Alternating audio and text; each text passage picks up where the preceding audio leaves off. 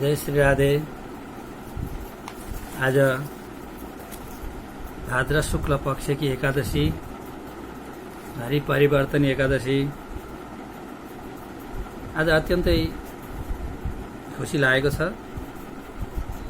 र म आनन्दित पनि छु, किनभने आज द्वादशीले युक्त एकादशी। कहिले पनि एकादशी व्रत गर्दा द्वादशीले छोएको एकादशी अत्यन्त उत्तम मानिन्छ र आज बिहान 9:40 एकादशी, त्यस पछाडि द्वादशी, अत्यन्त उत्तम द्वादशीले छोएको वामन द्वादशी पनि जसलाई भनिन्छ, वामन भगवानको अवतार भएको र एकादशीको महात्म्य मलाई आज वर्णन गर्न मन लागेको छ। त्यसकारणले म एकादशीको पाठ सर्वप्रथम गर्दैछु र सम्झेतामा कथा पनि म भन्नेछु। ओम श्री परमात्मने नमः। श्री अथ भाद्र शुक्ल एकादशी व्रतकथा युधिष्ठिरोवाच नवस्य शीतपक्षे तु किं नाम एकादशी भवेत्, को देव को विधिस्तस्य, किं पुण्यं च वदर्शन। श्रीकृष्णोवाच कथयामि महत्पुण्यं स्वर्गमोक्षप्रदायिनीं वामन एकादशी राजन् सर्वपापहरां पराम् इमामेव जयन्त्याख्यं प्राहुरेकादशी नृपः। तस्याः श्रवणमात्रेण सर्वपापक्षयो भवेत्। वाजपेयफलं प्रोक्तं नाथ परतरं नृणां पापिनां पापशमनं जयन्ती व्रतमुत्तमं नाथ परतरा राजन् न वै मोक्षप्रदायिनी। एतस्मात्कारणात् राजन् कर्तव्या गतिमिच्छता वैष्णवैर्मम भक्तैश्चुर्मनुजै मत्परायणै नवस्ये वामनो यैस्तु पूजितस्तै जगत्त्रयम् पूजितं नात्र सन्देहस्ते यान्ति हरिसन्निधिम्। वामन पूजितो येन कमलै कमलेक्षण नवस्यः शीतपक्षे तु जयन्ती एकादशी दिने तेनार्जितं जगत् सर्वं त्रयो देवा सनातनः। एतस्मात्कारणात् राजन् कर्तव्यो हरिवासरः अस्मिन् कृते न कर्तव्यं किञ्चिदस्ति जगत्त्रये अस्यां प्रक्षिप्तो भगवान् नित्यङ्गपरिवर्तनं तस्मादेनं जनाः सर्वे वदन्ति परिवर्तिनीं। युधिष्ठिरोवाच संशयोऽस्ति महान् मह्यं श्रूयतां च जनार्दन, कथं सुप्तोऽसि देवेश कथं स्यास्याङ्गवर्तनं र किमर्थ देवी स बलिर्बद्ध त्वया सुरः सन्तुष्टा पृथिवी देवा किमकुर्वत् जनार्दन। को विधि किं व्रतं चैव चतुर्मास्यमुपासनम् त्वयि सुप्ते जगन्नाथः किं कुर्वन्ति जना प्रभो एतद्विस्तरतो ब्रूहि संशयं हर मे प्रभो। श्रीकृष्णोवाच शृणुष्व राजशार्दूल कथां पापहरां परं बलिर्वै दानव पूर्वमासीत् त्रेतायुगे नृप अपूजयच्च मां नित्यं मद्भक्तो मत्परायण जपयितो विविधैः सूक्तिर्जायते मां च नित्यशः। द्विजानां पूजको नित्यं यज्ञकर्म कृताशय परं तीन्द्रकृत द्वेषी देवलोकमजीजयतर महत्तमिन्द्रलोकं वैदितं तेन महात्मनः विलोक्य तं ततः सर्वे देवा संहन्त्यमन्त्रयन् सर्वे मिलित्वा गन्तव्यं देवं विज्ञापितुं प्रभुं। ततश्च देवऋषिभिः साकम् इन्द्रो गतप्रभुं शिरसा यमनिं नत्वा स्तुतम् इन्द्रेण सूक्तिभिः गुरुणा दैवतं सार्धं बहुधा पूजितो येऽहं। ततो वामनरूपेण अवतीर्यस्य पञ्चमे अत्युग्ररूपेण तदा सर्वं ब्रह्माण्डरूपिणः बालकेन जितोऽसो वै सत्यमालम्ब्य तस्थिरवान्। युधिष्ठिरोवाच त्वया वामनरूपेण स्वशुरश्चरितः कथम् एतत् कथय देवेशं मह्यं भक्ताय विस्तरात्। श्रीकृष्णोवाच मया बलेन सबली प्रार्थितो बहुटुरूपिणः पदत्रयमितं भूमिं देहि मे भुवनत्रयं दत्तं भवति मे राजन्नात्र कार्यविचारण। इत्युक्तश्च मया राजा दत्तवां श्रीपदाम्भुवं सङ्कल्पमात्रः बवृधि देहस्त्रैविक्रमं परं भूर्लोके तु कृते पादौ भुवरलोके तु जानुनि सरलोके तु कटिम्नस्य महर्लोके तथोद्धरम् जनलोके तु हृदयं तपोलोके च कण्ठकं सत्यलोके मुखं ताप्य उत्तमाङ्ग तदोर्धत चन्द्रसूर्यग्रहश्चैव वरणी योगसंयुतः सेन्द्राश्चैव तथा देवा नागाशेषादया परे स्तुवन्तो देवसम्भूतैः सूक्तैश्च विविधैः स्तुता मां करे गृहीत्वा तु बलिमब्रुवं वचनं तदा एकेन पुरिता पृथिवी द्वितीयेन त्रिविष्टमं तृतीयस्तु पादस्य स्थानं देहि मम नघ एवं मुक्ते मया सोऽपि मस्तकं दत्तवान् बलिः ततो वै मस्तके एकं पदं दत्तं मया तदा क्षिप्त्वा सतले राजन् दानवो मम पूजकः विनयावनतं दृष्ट्वा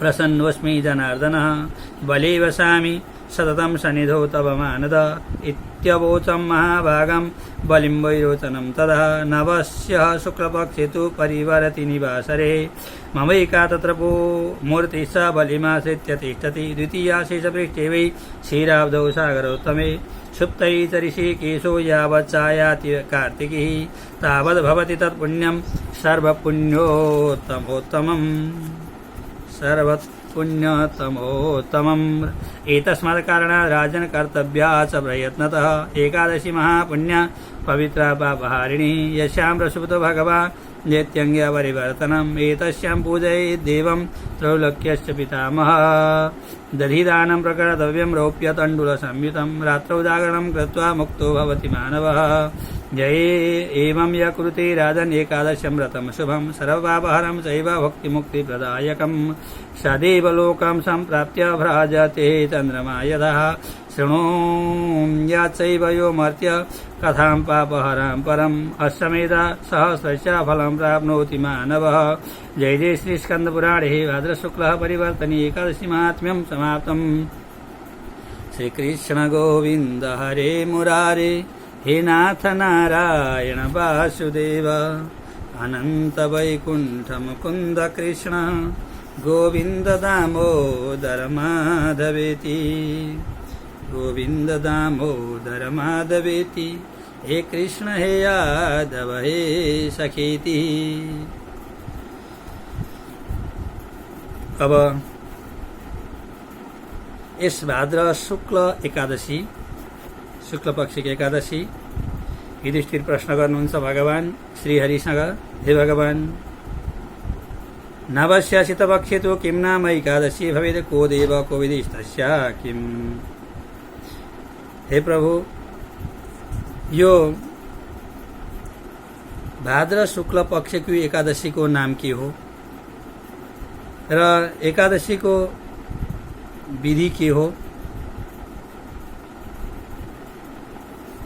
र एकादशी को व्रत गर्नाले के पुण्य प्राप्त हुन्छ। हे भगवान म हजुरका मुखारविन्दबाट सुन्न चाहन्छु भनेर युधिष्ठिरले भगवान श्रीकृष्णसँग प्रश्न गर्नुभयो।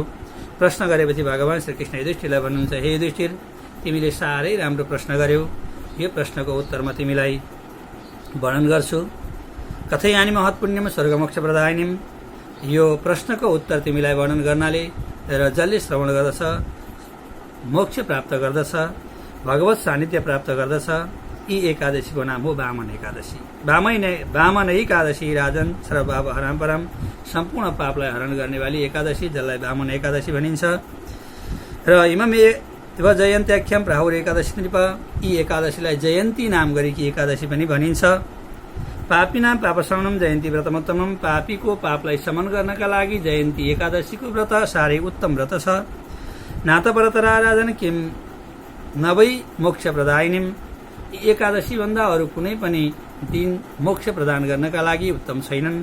सर्वश्रेष्ठ दिन एकादशीको दिन मानिन्छ र सुन्दर मुक्ति र गति चाहनेवाला व्यक्तिले एकादशीको व्रत कहिल्यै पनि नछोड्नु। एकादशीको व्रत सर्वश्रेष्ठ व्रत मानिन्छ। वैष्णवैर महाभक्तैस्तुर मनुजै मतपरायणै नमस्ये वामनो यस्तो पूजितैश्च जगत्रयम्। मतपरायण भएका वैष्णवजन भगवान विष्णुको भक्तिमा तत्पर रहनेवाला जनका लागि यो भदौ महिनाकी शुक्ल पक्षकी एकादशी साह्रै नै उत्तम एकादशी छन्। जसलाई उदितम नत्र सन्देह तयान्ति हरिसिन्दिनम। पूजा गर्नाले भगवानको आराधना गर्नाले भगवान हरिको सन्निधिलाई प्राप्त गराइदिन्छन्। यस दिन वामन पूजित होइन कमले कमलेक्षण। भगवान ब्रह्माजीले वामन भगवानको पूजा गर्नुभएको। बलिले वामन भगवानले बलिलाई कृतार्थ गर्नुभएको यो महत्त्वपूर्ण दिन मानिएको छ। र नवस्यासितै पक्षे तु जयन्ती एकादशी दिने तेनार्थित जगत सर्वो त्रयोलोक त्रयोदेव सनातन। र यो आश्विन शुक्ल पक्षको एकादशी, जसलाई जयन्ती एकादशी, हरिपरिवर्तनी एकादशी, वामन एकादशी भएर भनिन्छ। तिनै जगतमा देवता दानव सम्पूर्णले भगवानको पूजा गर्नुहुन्छ। यतस्मात् कारणात् कर्तव्य हरिवासर, त्यस कारणले यसलाई हरिवासर भनेर एकादशीको दिनलाई हरिवासर भनिन्छ। भगवान हरिको दिन मानिन्छ एकादशी, प्रत्येक एकादशीलाई। र यो एकादशी महत्त्वपूर्ण एकादशी छ। अस्मिन् कृतेन कर्तव्यम किञ्चिदस्ति जगत्त्रयी अस्यां प्रसिद्ध भगवान नित्यङ्ग परिवर्तिनम्। र यस दिन भगवान शयन गर्नुभएको भगवानले आफ्नो अङ्गलाई परिवर्तन, यता फर्केर सुत्नुभएको भगवान अर्कोतिर उल्टो फर्किने दिन भएका कारणले गर्दा यो एकादशीलाई हरिपरिवर्तनी एकादशी पनि भनिन्छ। हरिपरिवर्तनी एकादशी पनि भनिन्छ। र वामन एकादशी, जयन्ती एकादशी, हरिपरिवर्तनी एकादशी यही एकादशीका नाम हुन्। यसैको नाम हो, यही एउटा एकादशीको नाम हो। युधिष्ठिरले भगवानसँग प्रश्न गर्नुहुन्छ, हे भगवान, मलाई संशय भयो। भगवान जनार्दन कसरी कहाँ सुत्नुहुन्छ र अङ्ग परिवर्तन गर्नुहुन्छ? किमर्थम देवदेशा बलि बद्धतयासुरा, र बलिको कुरा पनि हजुरले गर्नुभयो। र यो बलिलाई कहिले बाँध्नु भएको थियो र बलिदेखि कहिले सन्तुष्ट हुनुभएको थियो। र अङ्ग परिवर्तन, सुतेर अङ्ग परिवर्तन हजुरले गर्नुहुन्छ, मलाई आश्चर्य लागेको छ। र चतुर्मासको विधि, व्रतको विधि पनि म सुन्न चाहन्छु हे प्रभु भनेर युधिष्ठिरले भगवानलाई प्रश्न गर्नुहुन्छ, हे प्रभु, हजुर सुत्नुहुन्छ भने हजुर सुतेका बेला फेरि जगत के हुन्छ यो म जान्न चाहन्छु, मेरो जिज्ञासा हो भनेर प्रश्न गरेपछि, विस्तारपूर्वक सुन्ने इच्छा छ भनेर प्रश्न गरेपछि भगवानले युधिष्ठिरलाई फेरि भन्नुहुन्छ, हे युधिष्ठिर, साह्रै राम्रो प्रश्न छ, म यो प्रश्नको उत्तर दिन्छु। श्रेणुष राजसारदम कथा पापरम, सबै पापलाई नाश गर्नेवाला, पापलाई हरण गर्नेवाला यो कथा छ। बलिर्वै दानव पूर्वज मासी त्रेतायुगे, पहिले त्रेतायुगमा बलि नाम गरेका एकजना वीर राजा भए। र अपूजयस्तमाम नित्यम मद्भक्त मतपरायण, मेरो भक्तिमा परायण भएका, मेरो पूजामा तल्लीन रहनेवाला, जप गएर, तप गएर, आराधना गरेर, सुक्त पाठ गएर मलाई साह्रै प्रसन्न बनाउनका लागि साह्रै नै नियम पालन गर्नेवाला। र विशेष गरेर दिजानाम पूजाको नित्यम यज्ञ कर्म कृताशय, ब्राह्मणको ज्यादै आदर सत्कार राख्ने, पूजा गर्ने। र निष्ठावान र बलवान बलि नाम गरेका दैत्य थिए। र त्रेतायुगमा मेरो भक्तिदेखि मलाई ज्यादै प्रसन्न बनाए। परम तिन्द्र कृतदेशो देवलोकमजी जनत, र दैत्यले देवतासँग, दैत्य र देवताको घोर घमासान युद्ध भयो।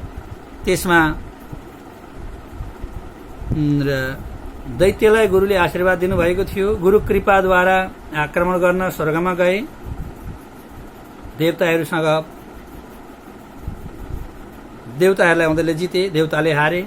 देवताहरू जङ्गल भड्किए र स्वर्गको राजा बलि भए। बलि स्वर्गको राजा भए।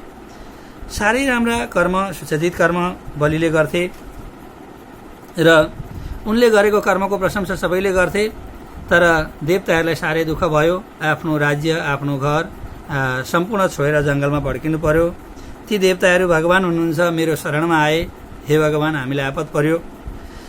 स्तुति गरे, प्रार्थना गरे। ब्रह्मादि देवता सबै आएर प्रार्थना गरे। सूक्तद्वारा प्रार्थना गरेपछि, मेरा चरणमा शिर राखेपछि, इन्द्र इत्यादि आएपछि म ज्यादै प्रसन्न भएँ।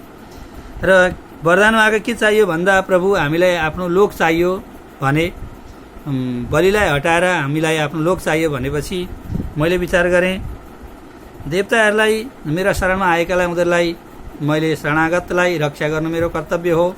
उनीहरूलाई पनि आश्वासन दिनुपर्छ। र बलिलाई स्वर्गबाट हटाउनका लागि कसैसँग विरोध गर्दैनन्, लडाइँ झगडा गरेर हटाउने कुरो आएन, विरोध गर्दैनन्, भक्ति गरेका छन्, भावमा तल्लीन भएका छन्। के गर्ने त भन्दा भगवान वामनले विचार गर्नुभयो, म बलिलाई भक्तिद्वारा, उनले गरेको भक्तिद्वारा सबै माग्छु र उनलाई अर्को लोक प्रदान गर्छु र देवतालाई यो लोक दिन्छु भन्ने विचार गर्नुभयो। र भगवान हुनुहुन्छ, म वामनका रूपमा प्रकट भएँ। ततो वामन रूपेण अवतिष्ठ पन्तमे, मैले देवताहरूको काम पूरा गर्नका लागि बृहस्पति इत्यादिले पनि पूजा गरेपछि प्रसन्न भएर मैले वामन पंचम अवतार वामन तेन वामन रूपेण अवतीर्णश्च पञ्चमी पंचम अवतार मैले वामन अवतार धारण गरेँ।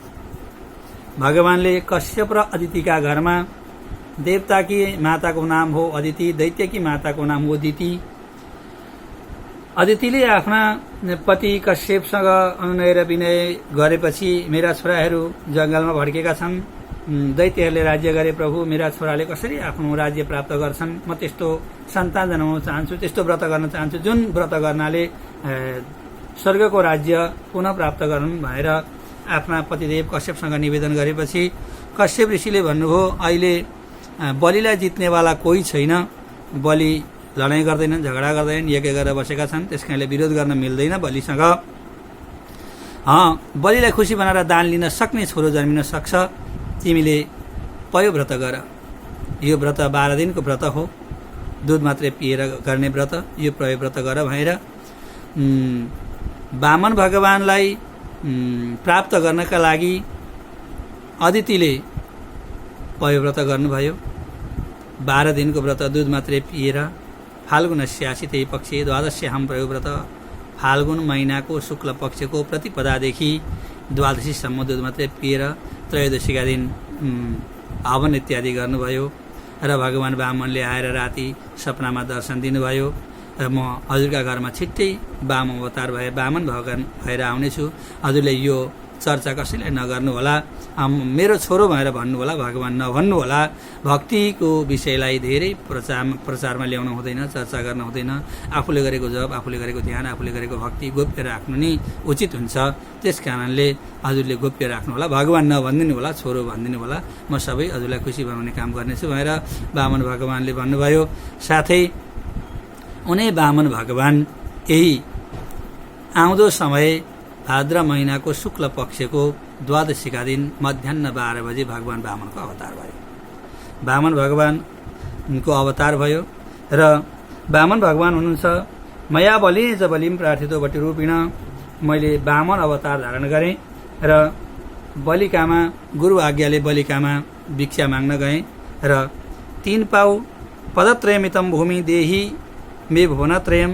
बलि साह्रै प्रसन्न भए, उदार भए, लामो प्रसङ्ग छ, उदार भए र बलिले ब्राह्मण के माग्नुहुन्छ माग्नुहोस् भन्दा बलिले भन्दा भगवान वामनले 3 पाउ जमिन देऊ।